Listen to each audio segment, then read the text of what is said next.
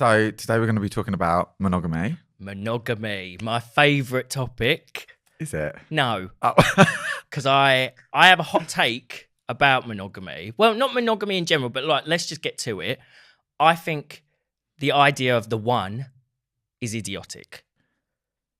And so, and like when I say idiotic, maybe I'm being a bit aggravational about it because I'm not the most polite person in the world. But I do think the idea of the one is just stupid. Not that softens it anymore. So is it the idea of the one or is it the idea of monogamy? Well, I think the one is the thing that I take the most issue with. I think monogamy can work for people. I think if it works for you, great. I don't necessarily think it's the natural state of being. But for me, the one is the thing that I take issue with because I think it sets yourself up for failure. And it makes, like, for example, say if you marry someone, you feel deeply in love with someone, you think they're the one, you love them, you call them the one, and then they die. Oh. Does that mean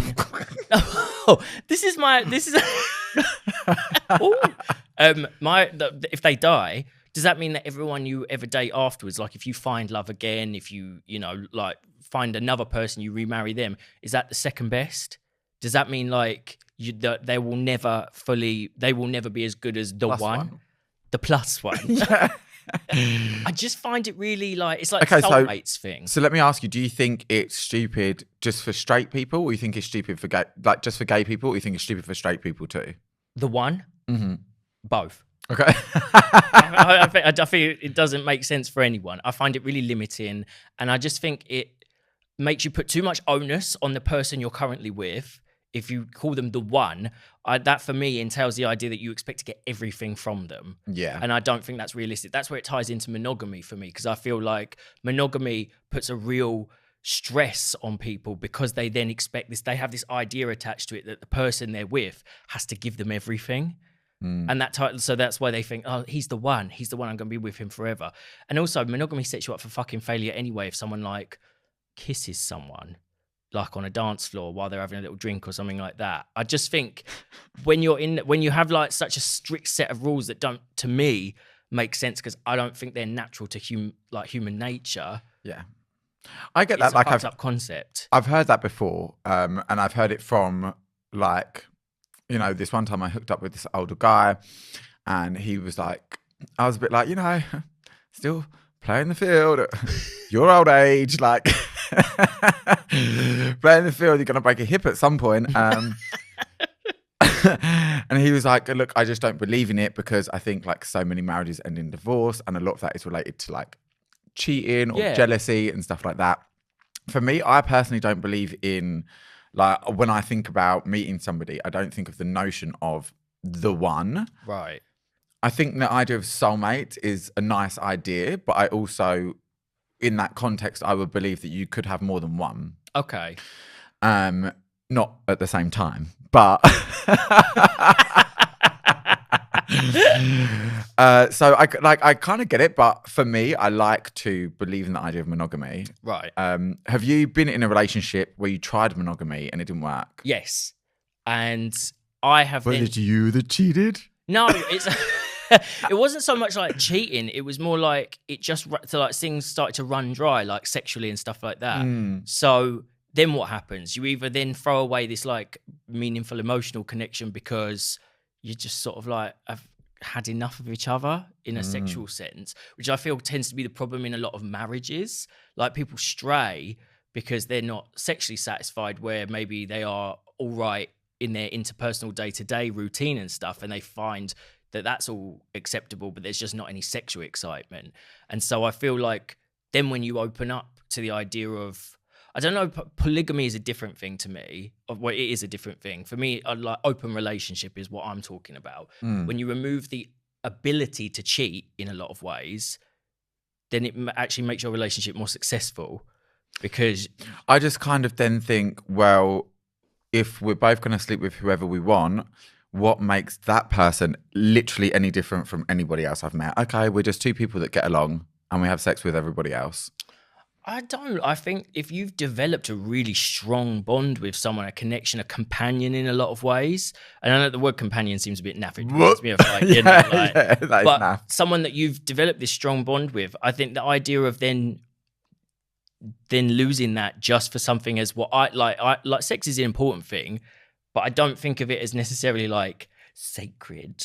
But like, I think of it as you can have sex that means things, but you can also have sex that's like playing a game of tennis with someone, just to blow off steam and have fun. Sure. And if that's what you're looking for, like just the fun sex, like to scratch an itch, then it really doesn't make any sense to throw away a meaningful emotional connection and a stability. And maybe you've built like a home that gives you everything you needed in terms of that sort of like those connections. You know, I think firstly, the angle that you're coming at it from, which is like a young gay guy, obviously that's going to be an important thing. I think for me, sex is important and I love sex. Right. But when it comes to how I show and how I receive love, sex is definitely not the most important thing. Yeah.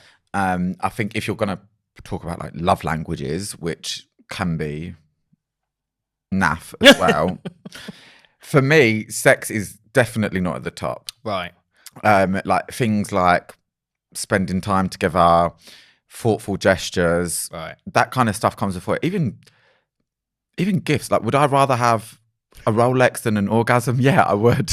I would. Okay. So it is important to me, but I've spoken last week about how I've just been in like a 2-month dry spell. Yeah.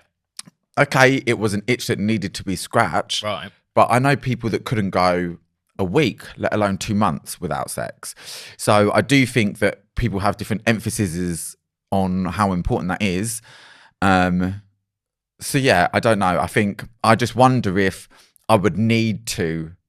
I think I just like the notion of not being able to need that outside of my relationship. Yeah. But then also at the same time, I've never been in a relationship where I had to have sex with the same person. Yeah. For a year, 2 years, 3 years, somebody that I've built up a strong connection with. So it's difficult for me to comment on. Yeah. It from as someone who has been in relationships that started off monogamous and then later opened up sort of years down the line, I think for me that's the best basis for it. I can see that. Because you've developed a strong like trust and stability. Like, listen, we gave it a good shot. No, because I think people want to frame it sometimes as like giving up. And I don't see it that way. I actually feel as like you've now achieved a level of like confidence in each other and trust that you're able to do that and that you trust each other not to. Because that's the thing. There's a lot of trust implicit in like knowing that person might be going out to shag someone that you might think is hotter than you or has something you don't have, but they're coming back to you and they obviously can't get whatever it is that other person has to offer. They can't get what you give them. Sure, but just for example, right, I know this isn't real life, but I'm currently watching The Ultimatum, and people basically... That is a fucking hot mess of a show. Have you been watching it? The contestants are... I watched the Queer Love one, and that was fucking... Yeah, the lesbians are crazy. Unreal, yeah. But they'll like be in a relationship, one wants to get married, the other one does... Yeah. They'll go into like, are you watching the current season? No. So they'll go into this relationship with somebody else. They do like a trial marriage with a different person to attempt to learn things about themselves. And one of these guys is having like a pure panic attack because she's gone and got with like this super muscly guy, this tall muscly guy, and physically they are complete opposites. Yeah. And but do they choose I can't remember if they choose their partner. They do, yeah. Oh, right, okay. And I just think, obviously, you would like to get to that point where you trust that person. I mean, to be honest, I think I would never be in a relationship with somebody that was that shallow anyway. Okay. Shallow enough that they could be taken away by somebody else just by how they look. Okay. But then there's also like... there's also like the wounded like younger part of me that like has some insecurities where I'm like, how like well, they're gonna be like out fucking somebody else and I'm gonna be in bed just like waiting for them to come home. Does the partner not get to get married to someone else as well, or do they just float around? It's been a while since I watched it. So they both do, right? But in this one 4 people walked out early, right? So that left him without someone. But he was insecure before that anyway. Well, this is it. And I think a show like that is maybe not the greatest example, because I think it takes a certain type of lunatic, like we've talked about with reality TV, to sign up to that kind of show. And I don't necessarily think that the people that sign up to that or those relationships are a good model or exactly a healthy one to start with. So I just think if you have a level of trust in someone, that means that you can feel comfortable with them going off meeting someone and vice versa. Isn't that, the same way you would trust someone to go and have a dance in a club and stuff and not cheat? I think my issue is like, I'm not really out there getting it all the time as a single person. Not like that, but I think as I get older, I engage less with casual sex. Right. Maybe it is because I'm missing that element of having something more. Whereas maybe if I had that, then I'd be like, what's out there? You know what I mean? And then I would want to explore my options a little bit more. But have you known couples that have done monogamy and that have lasted or that seem happy? I do. I think the ones that I do know, I would say most of my gay couple friends are open. Especially if they've been in a couple for a long time. I think obviously there's a less of a stigma around it in the gay community, and we've been doing stuff like this at least and talking about it for a lot longer. The straight couples I know, some of them are monogamous and they seem to be enjoying themselves, but I don't know their internal life. I'm probably less close to them as well. And I do know of some straight couples that are open, which I actually found myself being like, couples. Straight couples that are open, which I found out like I find really progressive, because I associate them with being more obsessed with this like idea of like, he looked at another girl and he's cheating on me, and then the relationship goes bust because of like an argument over a misunderstanding or something. I get that, and I have seen straight couples like that as well. Right. I saw one where it was one of my friends, and she was constantly insecure about him looking at other girls and all of this stuff. And then she got into a relationship with another guy, just completely disappeared. And I think where she had more of a like, what are the attachment styles? It's anxious attachment. She had more of an anxious attachment, and he was more secure. Right. The second guy. So as soon as she got with this guy who had a secure attachment style, it balanced her out. Yeah. How do you feel about, and this is one of my hot takes. Right. I don't think people in open relationships should have children. Oh, well, I've never really thought about it, for one thing, because... Good.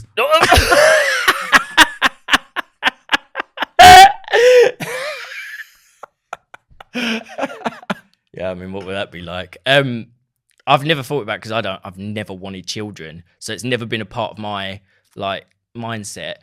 I think if you, in the same way that you would keep your sex life in the bedroom as a monogamous couple, if you are meeting other people and you're doing it, you know, outside the house or whatever, you're keeping it away from your kids, I don't see a problem with it. Yeah, to be honest, we kind of like had this topic of conversation come up between friends a few weeks ago. Right. And then I also hate kids, and I hate people thinking that like kids everyone wants kids, and also that you have to do everything to be careful for the kids. Like, don't let my child see your thong or something like that. Like, fuck off! I didn't force you to have a kid. I didn't force you to like get knocked up. Everyone can get cream pied. Like, sorry, I've just unlocked it. It's hit a button for me, children. I hate them. I just feel like, where are you wearing the thong? If it's, on the beach. If it's at the playground, then there's a problem. Well, no, I mean, if it's just on the swing. No, if it's on the beach, then, you know, women wear thongs, so a man should be able to wear thongs. This is it, yeah. But yeah, I don't necessarily think it's like that, like Die Hard is like, you shouldn't have kids. But I do, like, I remember when it come out about like Ricky Martin and his boyfriend, like them being like, oh, they're notoriously in an open relationship. I just kind of thought, is Ricky Martin with his big old mansion, is he doing the traveling? It just seems like he would always a com. In which case, then you're like, okay, are the kids out of the house? Because I don't care if you're saying like, oh, I put them in the West Wing with the nanny. I mean, maybe if they've got like supervision, but I just think you should not put a child in that situation where there's even like the accidental thing, and it's like, I think it's a case of how you manage that situation, because also similarly, there's hundreds of like women and men that just let a parade of like single parents, let a parade of new stepmothers or stepdads come through the door. That's awful too. And there's a lot of that. And I think probably when people have kids in an open thing, they're a lot more mindful about it. They're not just going to be like, oh, don't mind like Cloud, I just met her at the fucking rave last night. She's come home, we're going to shag, but mummy's here as well. Do you know what I mean? I don't think that's probably what's happening. The fact you name somebody who was 100% in a polycule and has blue hair. That was exactly what I was thinking of. I think probably when people have an open relationship, they're going to be more mindful about it, because it isn't like a typical situation. And if there are children involved, they'll want to sort of like keep the confusion out of the situation. That's my issue, is like the child's just going to then get confused. And that dynamic of relationship, I just don't think should be introduced to a child until like they're a teenager. I think if you're a mindful couple doing that, you probably won't introduce them to it. I don't think you'd expose them to it. And like I say, there's so many like stupid single women and stupid single men. They're just like, they meet someone at a bar, fuck a couple of times and move them in a week later, and suddenly that's then the new stepmom, and then they're gone in a month or something, and then the cycle repeats again. So I think there's like, you know, there's problems all round. Yeah. I think when I hear like gays in open relationships, sometimes your mind goes to sex parties. Right. And then you're like, no, you better be clearing that, you better be sanitizing that entire room before you let children walk into it. I mean, I don't know, but the thing is, like, from what I've learned from like straight people, they're wild as well. They have big old sex parties and stuff, and they do like they do the like, come over to my neighbour's house and we all put the keys in the bowl and swing and stuff, and the kids have gone on like a Cub Scouts weekend. Maybe in the 80s. Well, you'd be surprised. Like, these straights are at it. Well, so can I give you my other take? I don't know if this is a hot take or not, but it makes me laugh when it will say in maybe like an Instagram profile or a Grindr profile, and it goes, happily partnered. And then I think, but if you're happily partnered, then why are you on Grindr looking for someone else? Well, like, that depends how you define happily partnered. If you're saying like, oh, because I want to have sex with someone else, that means my relationship is unhappy, then I could understand that. Well, it is. It's unhappy in the bedroom. But it doesn't necessarily mean that. But unhappy is one thing. You can also just have like reached a point where you're just like, sex just between the two of you isn't interesting to you anymore. But that's not necessarily unhappy if you're both comfortable with that. It's like, you know, some couples like have maybe, I don't know, like some couples just don't have sex, as in like they've never been sexual. But then they might also, they might connect on a different level. That doesn't mean they're necessarily unhappy. Yeah. So I think when you say like, oh, if you're happily partnered, why are you on Grindr? It's a bit of a generalization. Yeah, I mean, it sounds really funny, but it's not necessarily the case. Well, I don't know. That's the first time I've silenced you. It's more the fact that you've just gone, well, it doesn't mean like they're unhappy. It just means like they hate their sex life. And I'm like, they don't necessarily hate their sex life. I think you're sort of like, you're making an assumption that because their sex life isn't maybe what you'd expect it to be or what you'd want it to be, that they hate it. You know, you just said that it's not interesting anymore. If I'm bored with something, I wouldn't call that I'm happy with I don't mean necessarily bored. Maybe you're both comfortable with that situation. It's not necessarily like, oh, I'm so bored of this, I need to go out and find another dick. It's just like, you could have, like, people's relationships, you like just want to friendships add to it. Yeah, it's like a different stage. I always think of like an open relationship as like, these extra things are a compliment to your relationship, not like a compliment like, well done you, but like like it's an additional thing. See, this is what makes me laugh. It's like all these years the bisexuals have had the rap of being greedy, and it's the polys and it's the open relationships. See, polys is a different situation. Not that I can't get my head around it, because I can understand it. I can understand how you can love two people at the same time. I don't necessarily think that having a romantic love for someone is a one person exclusive thing. I personally can understand it, but I couldn't do it. mainly because I can't fucking deal with that level of admin. One person is enough. You know, you've got one romantic partner and then the people that you just go out and fuck, and that's fine. You don't have to remember their fucking birthdays and anniversaries for the most part.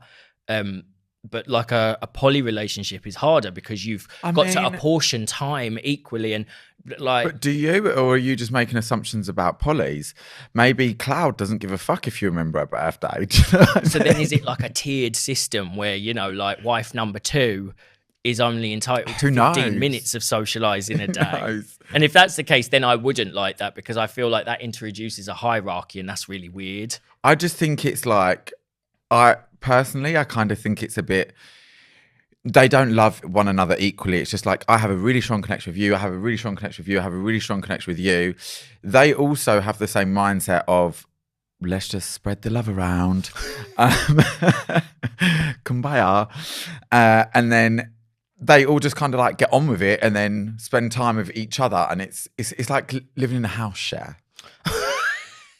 Well, yeah, it makes me think like sister wives. Yeah, but Clouds at work, then rain will come down, and rain will come down,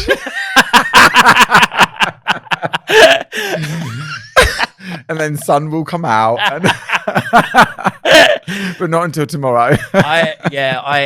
It's more complicated. I think there's a lot more complex dynamics going on there, because also, does everyone in this thing fancy each other, or is it a case of like in my head, I think is often the situation, and it may or may not be accurate, but what I see more often is there's one man as the nucleus of it, and then there's 2 women that have sort of agreed to the situation and maybe don't necessarily fancy each other, or their feelings for it, though those 2 maybe don't have like a romantic connection, but they're happy to like les off for the man's pleasure. But again, that's me talking out of ignorance, because I don't know, you know, necessarily if that's the case. That's the vibe I've got from my limited exposure to it through like Judge Judy. Listen, maybe it's just a bit like a sex party, like a permanent 24/7 365 sex party. Oh my God, you're not gonna smell. Like you're not gonna fancy everyone.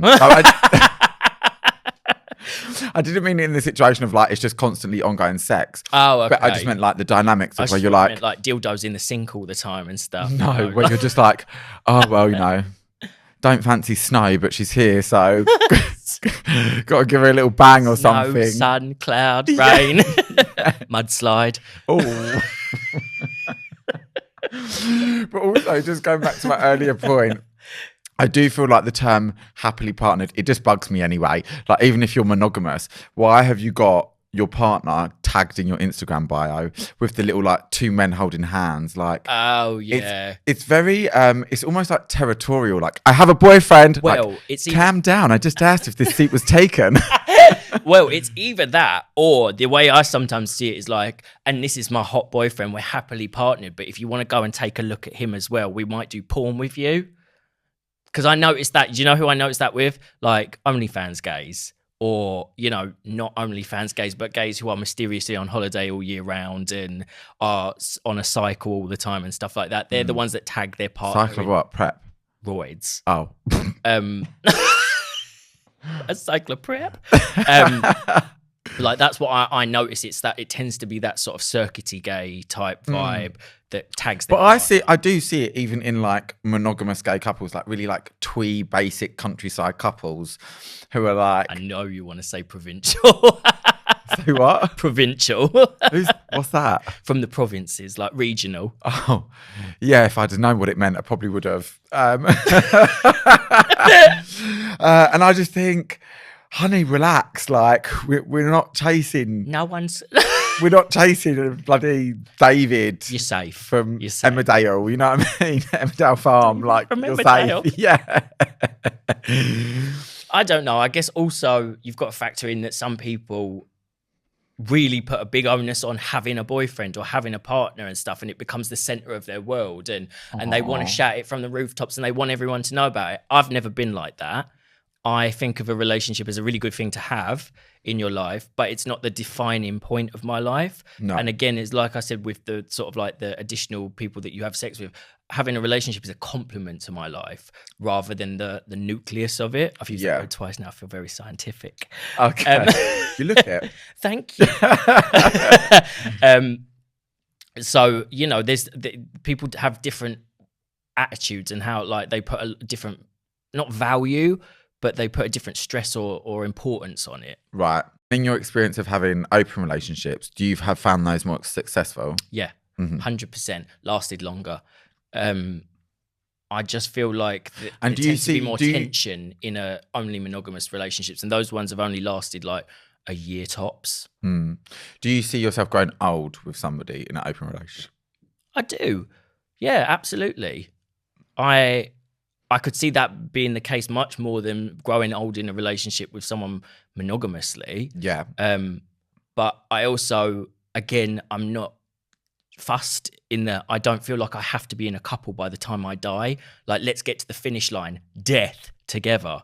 Like, I think it's a invention of culture and media that you have to find someone to be with forever. Yeah, I get that. Obviously, one of you's got to die first. Yeah, but that's also like what brings me back to the one thing, which is like, if that person dies, do I just then be like, well, my one is dead, so I'm not even going to bother. I'm just going to sit in a corner and grow mold until I die?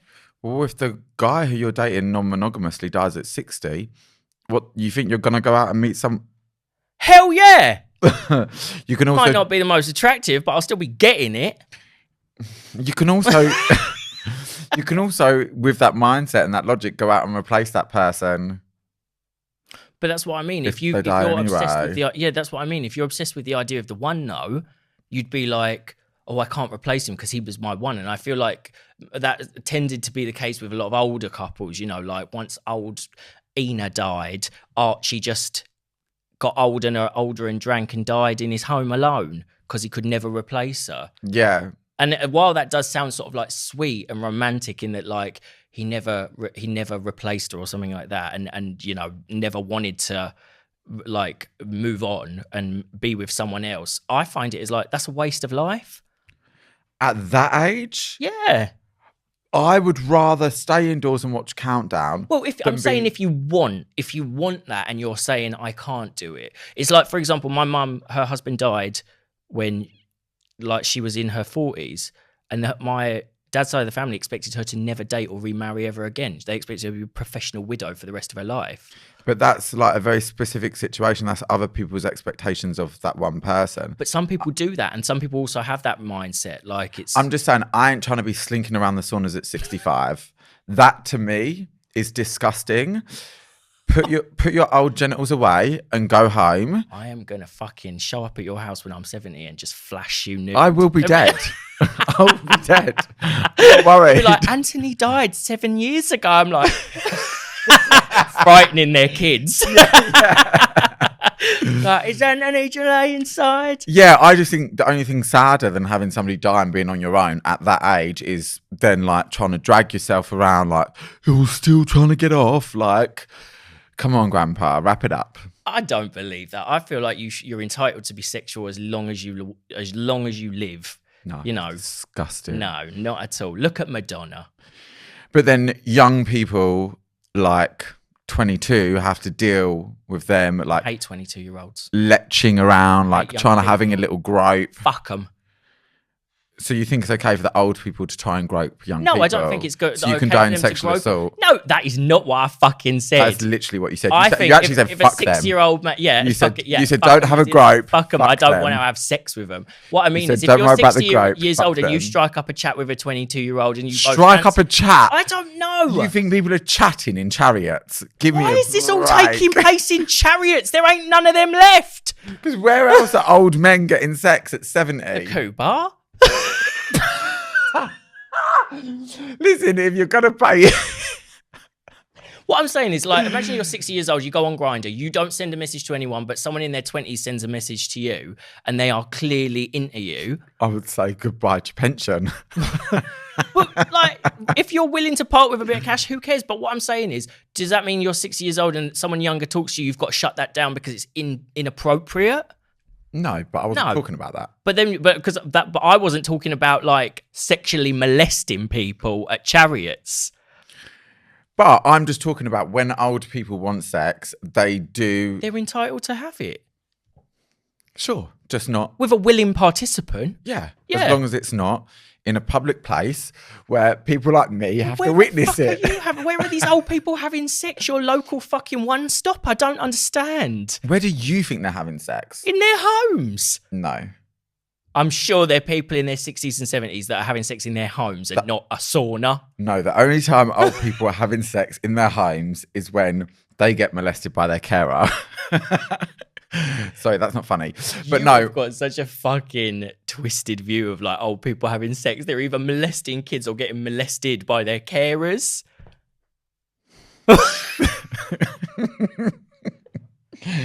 But generally, because it's not as available, listen, they'll be on Grindr and maybe, listen, if they want to go have sex with other old people in the privacy of their own homes, I think great for them. Absolutely go for it. But if they want to have sex with someone in their 30s in the privacy of their own homes, more power to them as well. Agreed. Well, 100% agreed. I'm glad we're on the same page. Yep. Mm-hmm. I'm going to get Age UK onto you. Yeah, sure. They'd fucking slip a finger at me as well. There goes that sponsorship. I think we were good. What's bum, Age UK? Listen, I'm already donating £3 a month to Meals on Wheels. Anyway, I think on that tense note, we are coming towards the end of the episode. We are, yeah. I would love to sound sad, but I'm quite happy to see the back of it. Unlike a 60-year-old man in chariots. Right. Yeah. 100%. Don't show me them thangin'. I had another hot take, but I think that's for another day. Right, okay, yeah. We'll do a part 2. Yes. Like we've done. Yes. Like, how fun is it to get cancelled twice?